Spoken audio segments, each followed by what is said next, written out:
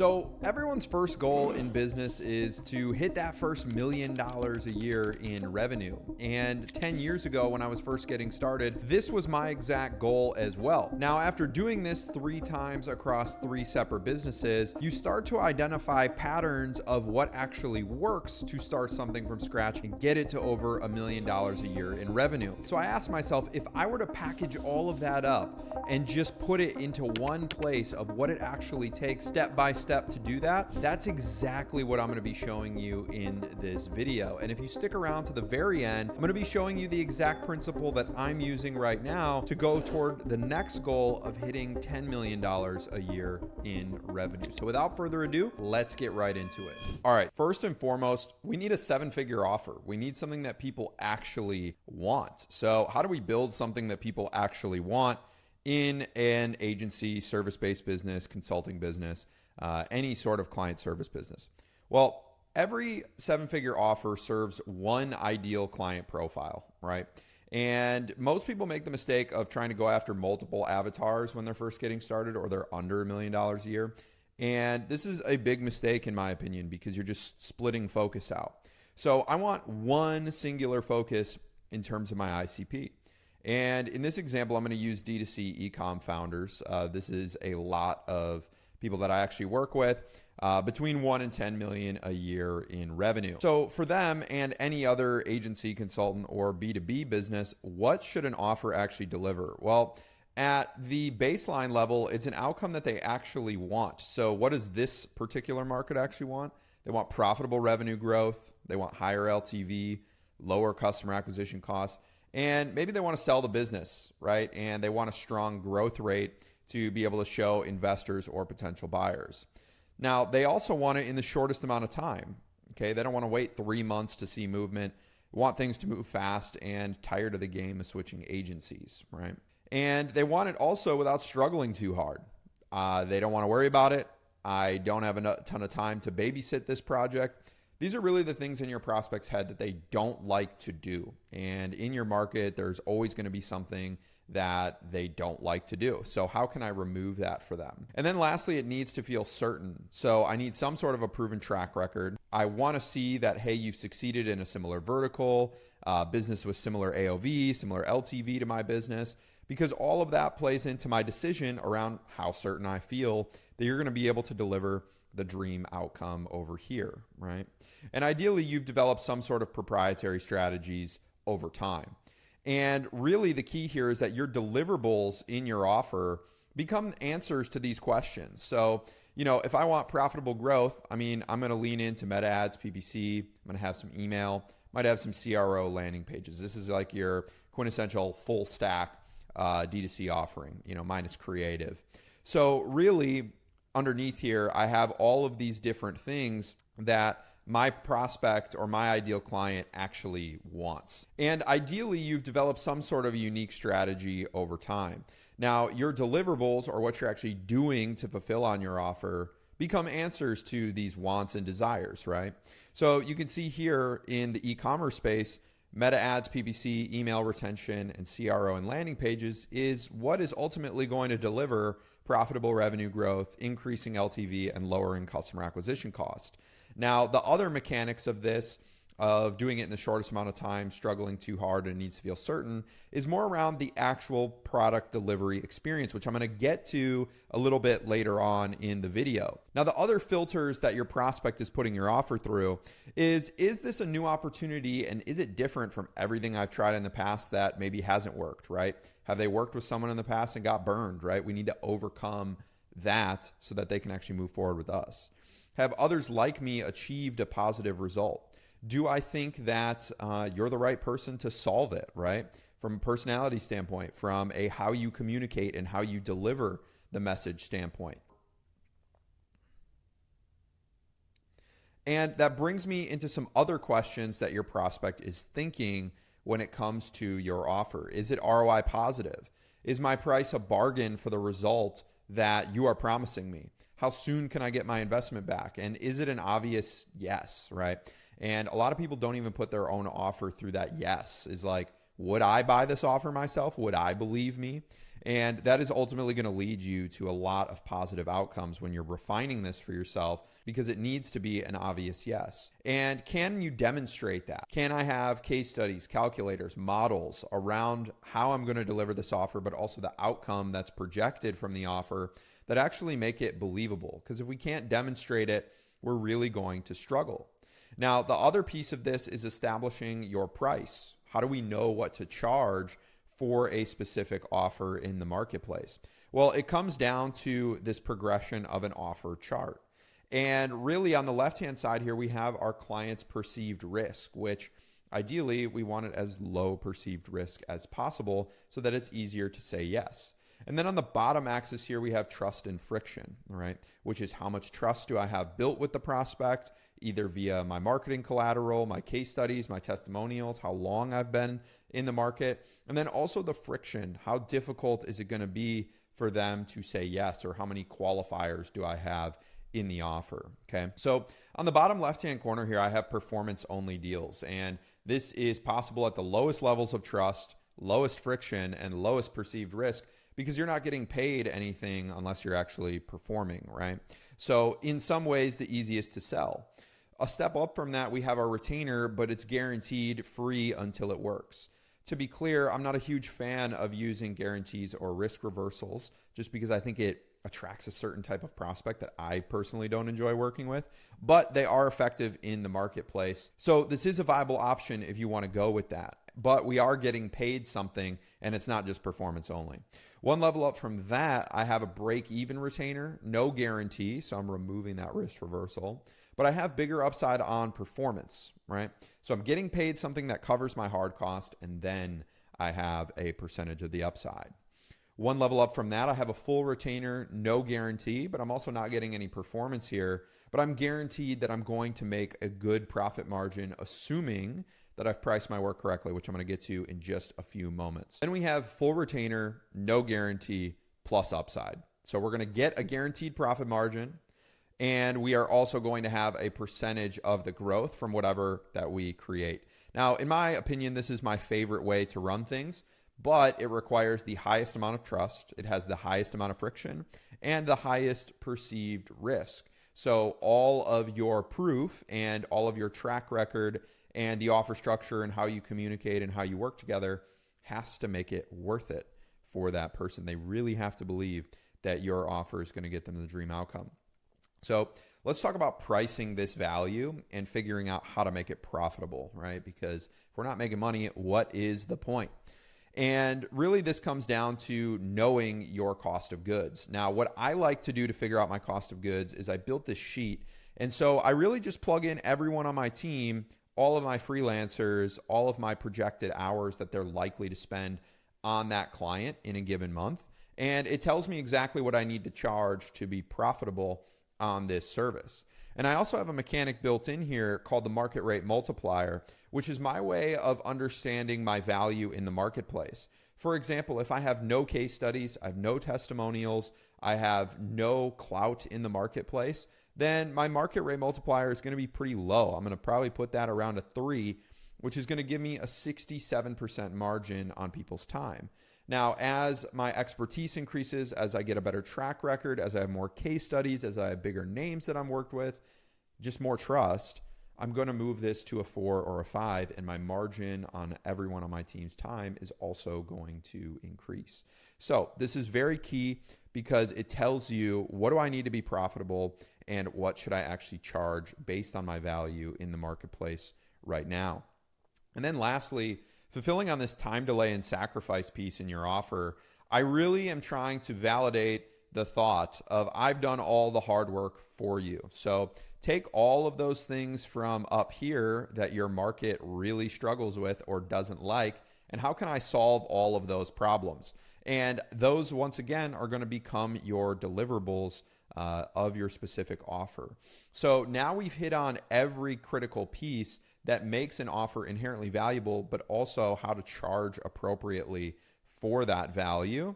And now we just need to get eyeballs on this thing, right? How are we actually going to market it? Which brings me over to, what does a 7-figure marketing machine look like for a service-based business? Well, my first concern is that it's scalable, right? Alex Hormozi has this quote that volume negates luck. And I totally agree with him. And I want something that I can actually scale up the volume on and do it to a point where it would be unreasonable to not succeed with it. Now, what are the channels that can actually give me that? It's going to be content, ads, and outreach. Referrals, while they are great and a really big indicator of your future success as an agency, if you're not getting any referrals, focus on your service. But I can't scale this super easily, right? I can do some affiliate structures. I can build contract sales teams, that kind of thing. But it doesn't allow me to scale the volume up as easily as long form, short form, or written content, as paid ads where it's predictable, it's scalable, and I can get that rapid iteration feedback. And volume is really just a matter of creating more ads and spending more. And outreach, I can do pretty much unlimited email, cold outreach, and warm outreach. If I'm doing these too well, I'm going to have plenty of people warm to follow up with. So you can see all of these methods, it's easy to scale the amount of volume that I'm doing. The next important piece, though, is predictability. It's something that I can count on. It's kind of like a faucet that I can turn on, turn off, or adjust the rate of flow. And really what I want to do here is have a specific activity that goes through a process and gets me leads and clients, right? So what does that actually look like? Well, let's say I'm spending money on ads, $1,000, and I'm putting this process as a VSL funnel, right? And let's say it spits me out $200 calls, and that gets me 5 calls, right? We spent $1,000, 1,000 divided by 200, 5. And let's say I close 20% of those deals. Say I'm charging $3K a month. You can see that I'm basically making a 3 times return on my advertising on the front end, cash ROI. I collect this $3,000 as a retainer, and boom, I'm already profitable on this deal without any sort of lifetime value on this client. Now, ideally, we're signing them for 3, 6, 12 months plus. So this is only going to continue to compound. But what this allows me to do is push my advertising a lot harder because I have this cash, right? Now, what is an example of this for cold outreach? So let's say I send 1,000 outreach DMs, all of them with the goal of booking a call. Really what my CPA is here is, time, but if I'm doing it, which under $1 million a year, you are likely doing this. Maybe you have an SDR doing it, but my main cost here is really software to acquire that customer.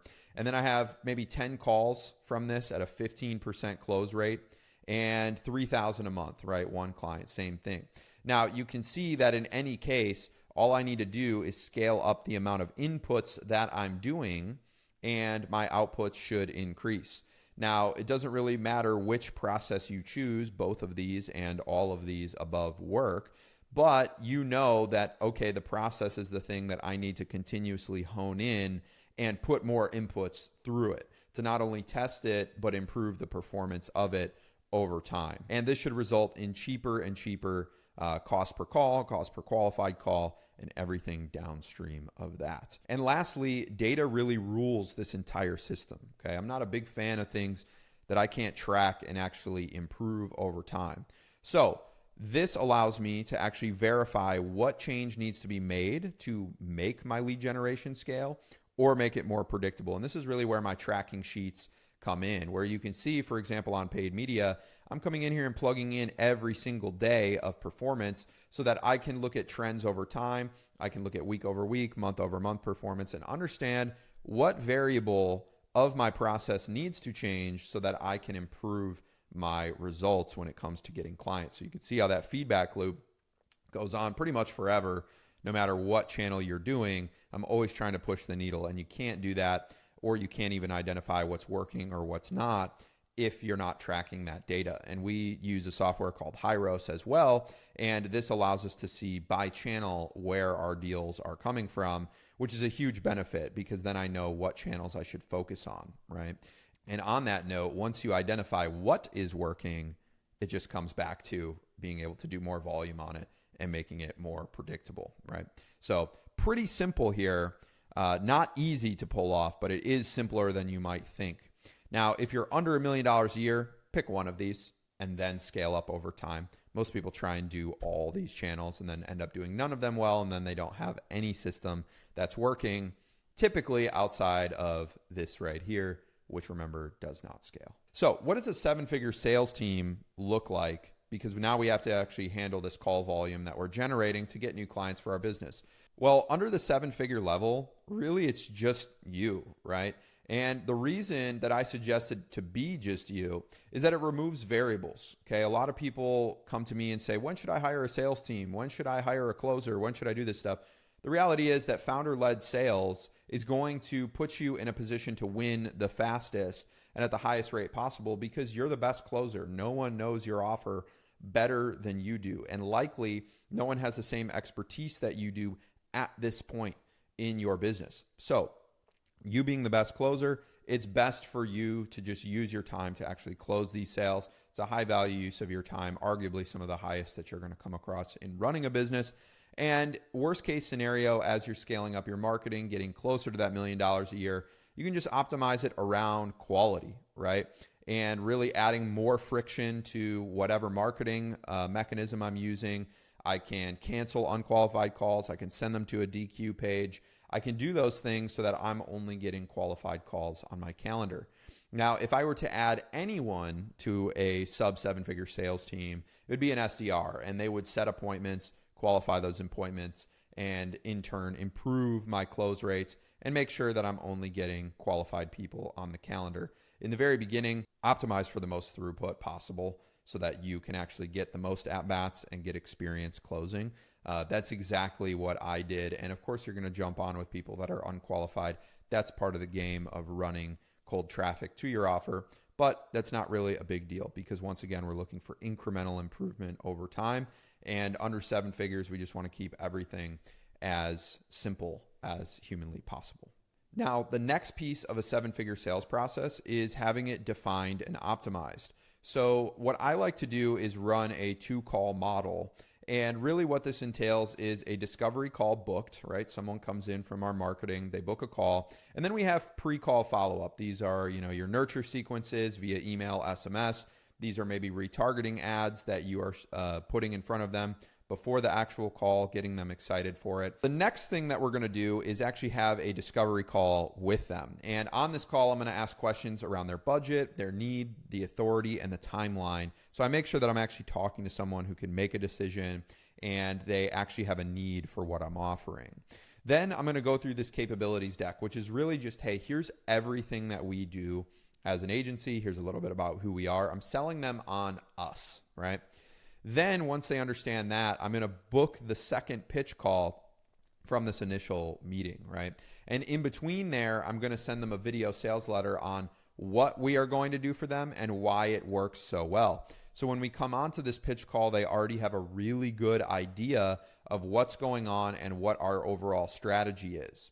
But it's not yet customized to them. So this pitch deck that we're going to go through on this call is, hey, here's how I plan to solve your exact challenges and get to your exact goals. And this is incredibly relevant for them at this point because we've already done all of this pre-qualification and, for lack of a better term, hype building up here, which allows me to be in a good position to actually close on this second pitch call. And from there, going into contracting, invoicing, and then finally onboarding, right? And then lastly, data really rules this, okay? So shocker, just like marketing, sales equally as important to have your data dialed in. So from here, I can see scheduled calls, live calls, show rate, offer rate, close rate, all of the things that we're going to be concerned with tracking. And then also, of course, I'm using a CRM to track those deals as well. So I highly recommend, if you don't have an actual pipeline built, that you have a pipeline of prospects that you are actively working and moving to the next step, right? So this is really everything you're going to need in a 7-figure sales team. So now that we know offers, we know marketing, we know sales teams, what's next? Well, this really brings us to your service offering and your product delivery, your offer delivery. So remember, we want to deliver the ideal outcome they want in the shortest amount of time possible without struggling too hard, and it needs to feel certain. So how are we going to actually do that? Well, I recommend keeping that outcome front and center throughout your service delivery process. So if they want more revenue, I'm always tying it back to, hey, we need to get you onboarded quickly so that we can get to the goals that we set out in the beginning, right? Constantly program that, hey, I have my eye on the ball and I know where I'm running toward. Then I want to remove the hassle for them. So what are the mechanics of removing hassle? Well, what can I handle for them that I'm typically going to ask of them, particularly around onboarding, around reporting, around communication? How can I just make it easy and frictionless for them? Okay. Without struggling too hard. Next, I really want to reaffirm those decisions and I want to make it real for them as soon as possible because I'm really fighting this buyer's remorse. And how do I fight buyer's remorse? Well, I give them a white glove onboarding and make it very, very clear that, hey, I'm invested in your success and I didn't just close you and then forget about you. So how can I make it seamless, right? And you're going to hear me talk about that a lot because it matters. There, I want to reaffirm that they actually made a good decision in working with me. And the way that I do that is I make it real as soon as humanly possible because I'm really fighting this buyer's remorse. And if you're not familiar with what buyer's remorse is, it's really that, hey, I signed up for something and then I immediately regret either buying it or signing up for it because it just doesn't feel like a good decision. And I'm really feeling that gap between, oh, I just exchanged a lot of money and I don't have my dream outcome yet. So how do I mitigate that? Well, I want to give them a white glove onboarding. And what this really means is removing as much friction as possible. So can I walk them through the onboarding process step by step? Can I jump on a call with them and do it with them? Or what can I straight up just do for them and show them that I'm coming from a place of wanting to serve versus get? Next, I'm looking at time to first value, right? Time to first value is really how long does it take me to get them their first win? So no matter what service I'm offering, whether it's, hey, we just set up your scripts. Hey, we just sent out your first batch of DMs. Hey, we just launched our first ads. Hey, we just created our first ads. It's really how long does it take us to deliver initial value to them? And I'm going to measure this using an onboarding NPS survey, okay? NPS, just Net Promoter Score.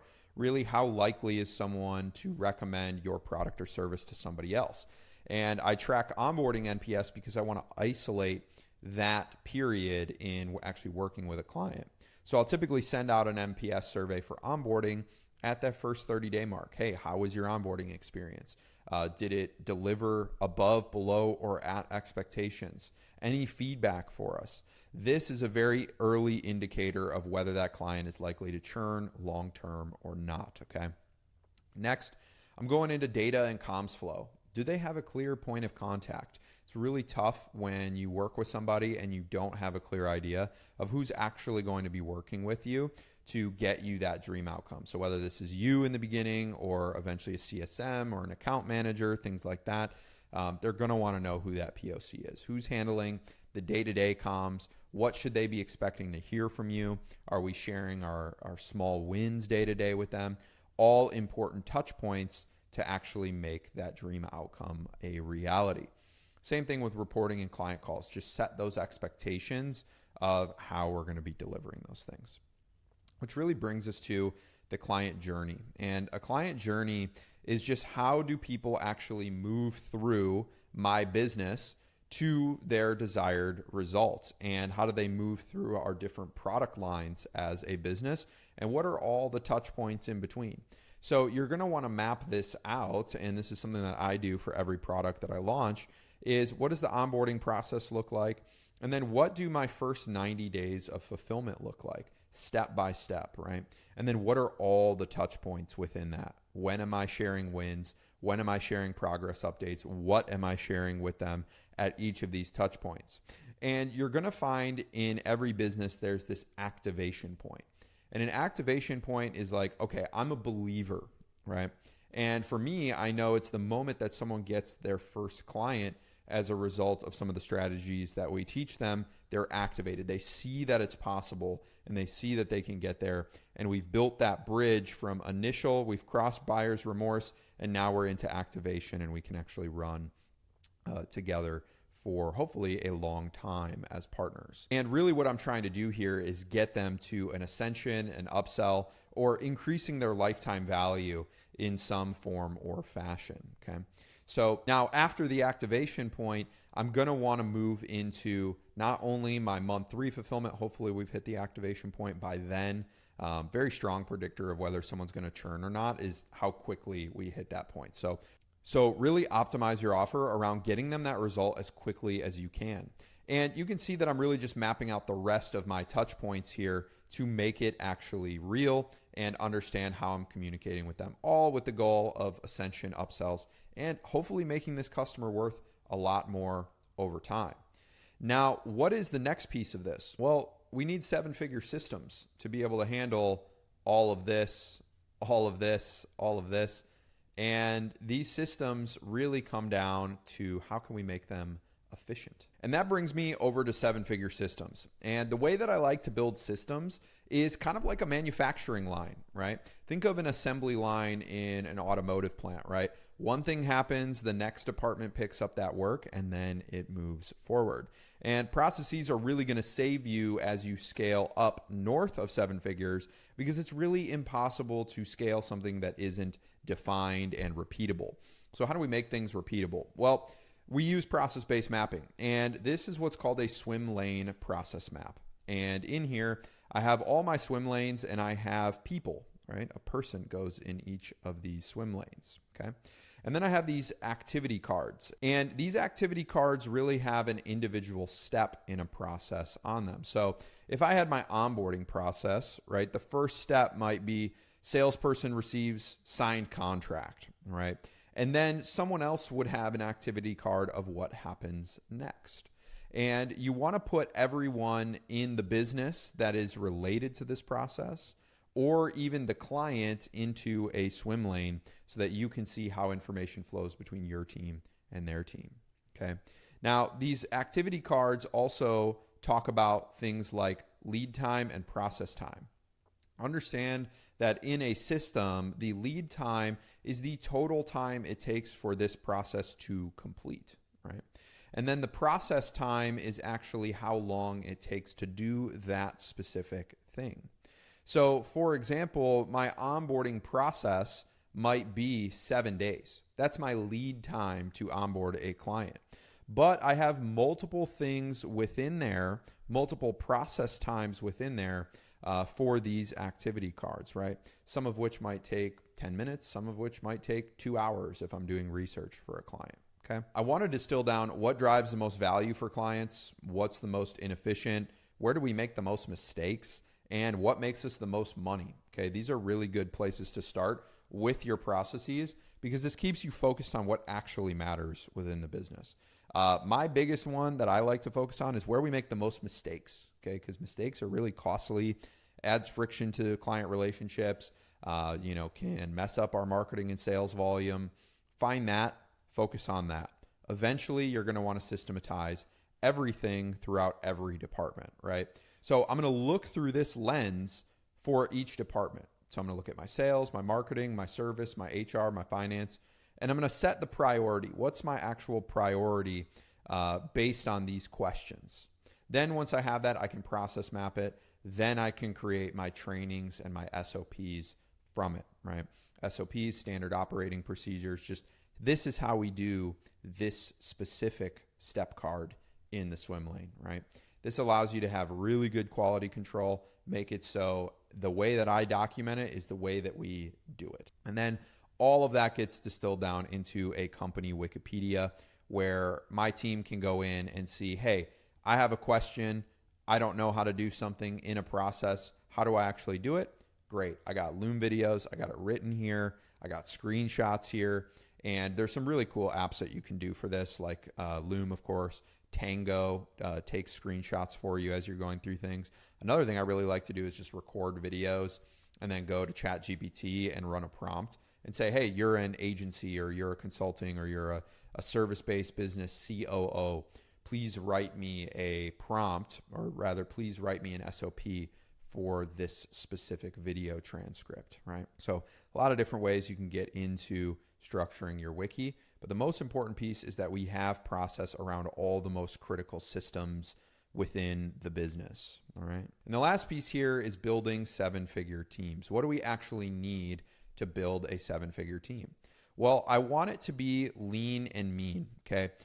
At under 7 figures a year, you really don't have any business having a big team because there's just not that much to do. And it kind of points to a process issue if you need to always be hiring someone. So I always ask myself, like, have I really tried everything possible before I put out a job posting and add overhead?